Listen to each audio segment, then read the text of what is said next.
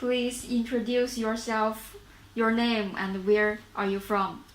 My name is Rick Tompkins, and I'm from the United States of America. Can you tell us your condition, your GFR, and your creatinine level the first time you come to the hospital? My GFR was dangerously low, and my creatinine was dangerously high. When I was dismissed and I went back home, the GFR was almost normal. I was at a 59, and my goal was 60, but I was still happy.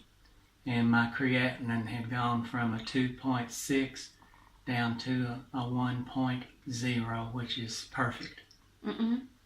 So before you come to China, do you take any treatment in your country? No. Okay. I refused dialysis. The doctors in my country wanted to put me on dialysis, and I said no. Then's when I searched for an international hospital, and I found your hospital in China, came to your country by myself, went home, almost normal. Okay, so when you discharge from the hospital, how much is your GFR and your creatinine level? My GFR was 59, and my creatinine was 1.1 when I was dismissed. So, how long time you take the treatment? I stayed in the hospital for 27 days. This is your second time to come to China. So, what's the purpose you come to the hospital to take the treatment? Well, I call it a jump start. My kidney's okay. My creatinine is okay. But it had slipped just a little bit because of my diet. I didn't use portion control, and it affected my GFR and my creatinine. And when that happened, I told myself I need to return to China and take the treatments because I know that will make my kidney back to normal. So is there any worrisome you have before you come to China? Yes, I was dying. I would have died if I hadn't been put on dialysis.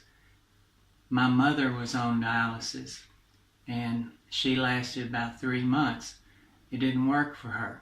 I'm not saying I'm afraid, but I just didn't want to do it.